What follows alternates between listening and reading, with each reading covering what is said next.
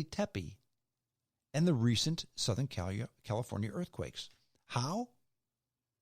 Well, here's how I'm going to do it. Let's start with the Southern California earthquakes, because I think everybody, while some may not know about Bob Lazar, the Nephilim, or Gobekli Tepe, everybody's heard about the Southern California earthquakes, okay?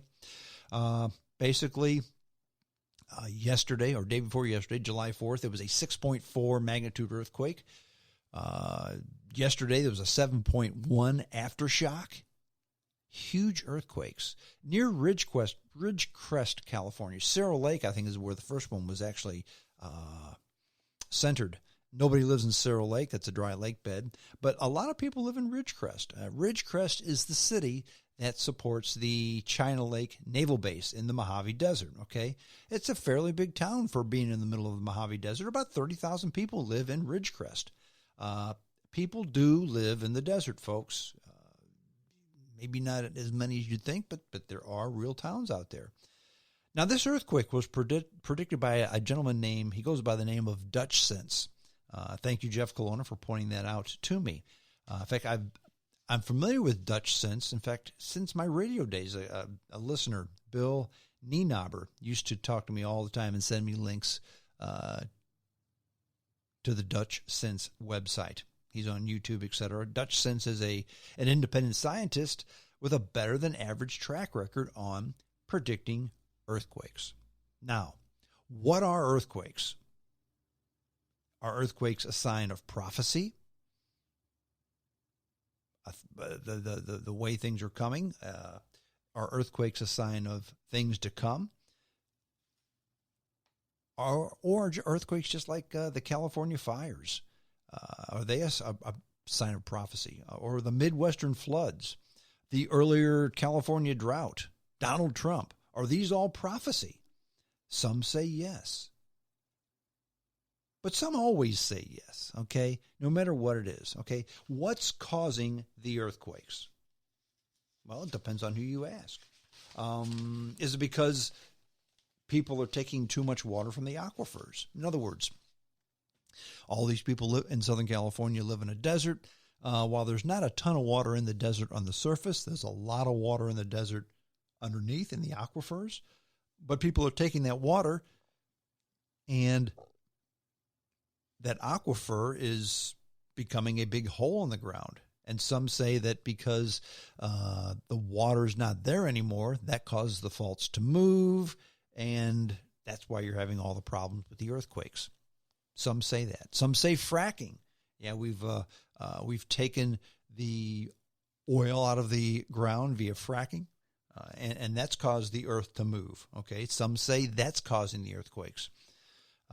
The fire or the pollution, climate change. Some say that's causing the earthquakes because we take more water, we pollute the atmosphere, things change, things move. Okay, or just maybe the earth has faults, cracks, voids in its young crust, and it moves from time to time, okay? Consider this. If you live on a fault, you're going to have earthquakes. If you live in a forest or you live in a grassy canyon, you're going to have wildfires. If you live near a river, you're going to have floods. If you live in a desert, you're going to have a drought. Now, many much smarter than me chose door number one as the logical answer. In other words, pollution, using too much water, fracking, okay? A lot of people smarter than me say that's the reason, not you're living on a fault, so you're going to have an earthquake. You're living in a forest or a canyon, so you're going to have a fire.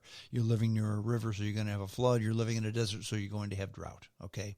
Many much smarter than me choose the first option as the logical answer.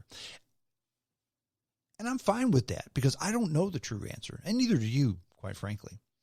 But many who choose door number one, if you disagree with them, you're ostracized, you're mocked, you're ridiculed, you're called stupid because you hate the earth.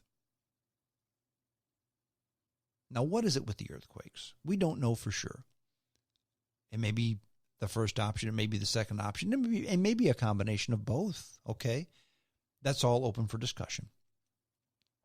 So let's segue from the earthquakes to Bob Lazar. Who is Bob Lazar? Now, many of you know something about Bob Lazar. Some of you know a lot about Bob Lazar. Bob Lazar,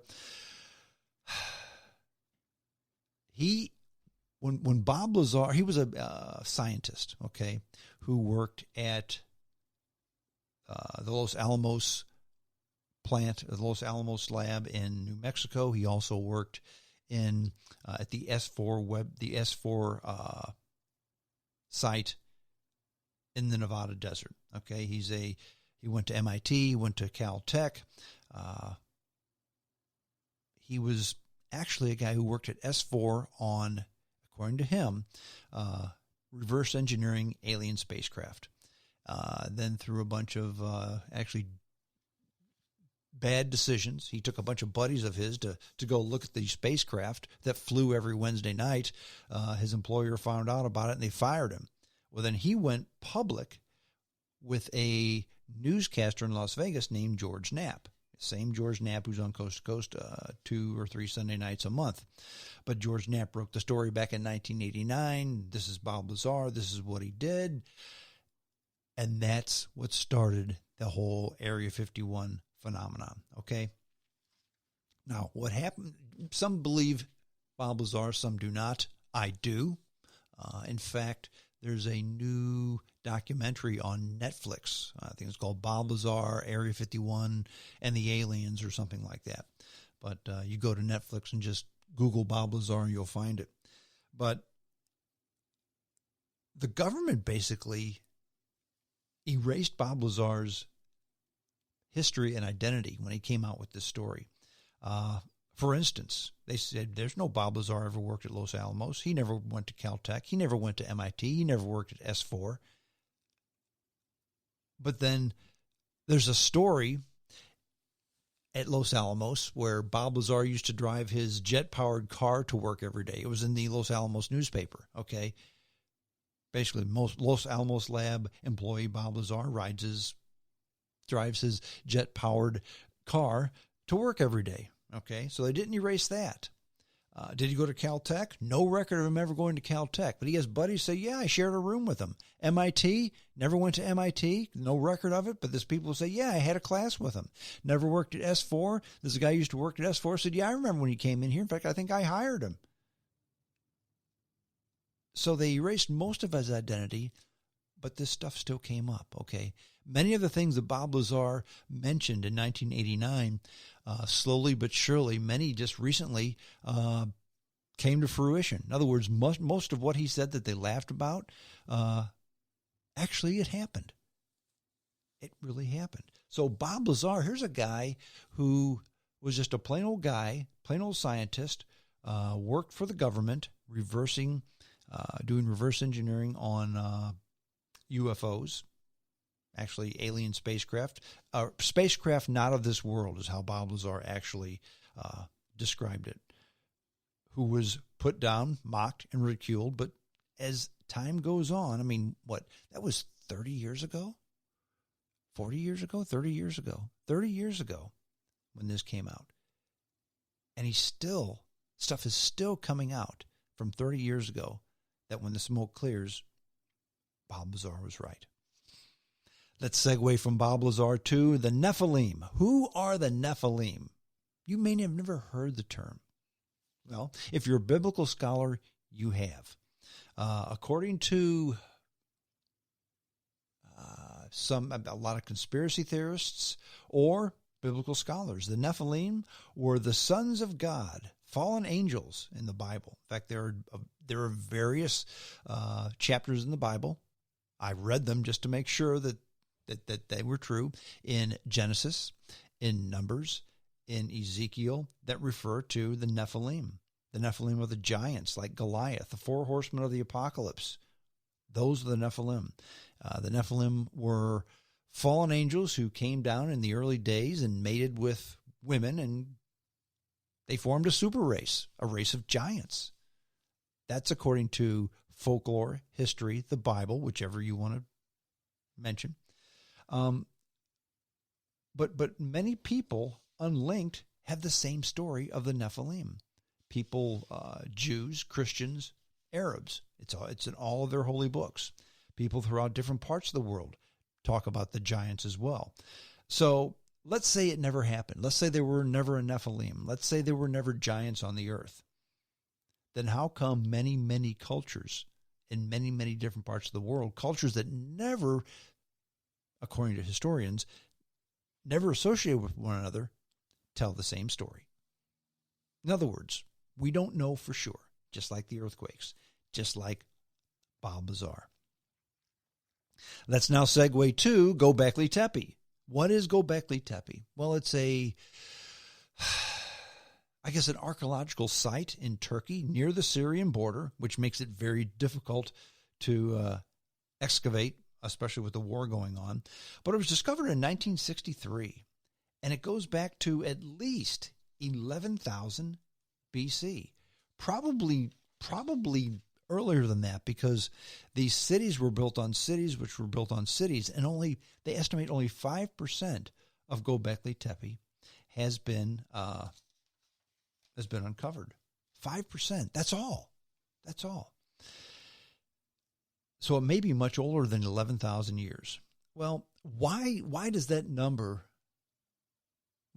so odd? Why is that number so important? Why is that 11,000 year number have people scratching their head? And according to carbon dating, this site really is at least 11,000 years old. Well, because 11,000 years ago, man did not have the wheel. 11,000 years ago, man did not have written language. He didn't use pottery. There was no such thing as metallurgy. There was no agriculture. There was no animal husbandry. In other words, they never bred animals. Okay? Every historian says that 11,000 years ago, people were just hunter-gatherers. If these people were hunter-gatherers, how did they build these structures? They had to move pillars that were anywhere from 20 to 50 tons from a quarry 100 to 500 meters away to build this site. Many will say, well, that's impossible. You can't do that. But Gobekli Tepe exists. So what gives? What goes? How? How did it happen? Why did it happen? Did they have help? If yes, by whom? Because historians say, well, back then, the only people that were around were hunter-gatherers who they didn't even have a working knowledge of geometry. So how could they have built something like this? They didn't have the wheel. How did they, if you're spending all your time hunting and gathering food, how could you have time to do all this? Okay. But it happened. It absolutely did. So either 11,000 years ago, there were people that were not hunter-gatherers or something more than hunter-gatherers that existed, or they had help. And if they had help, who helped them? Some say that from people from the lost city of Atlantis helped them.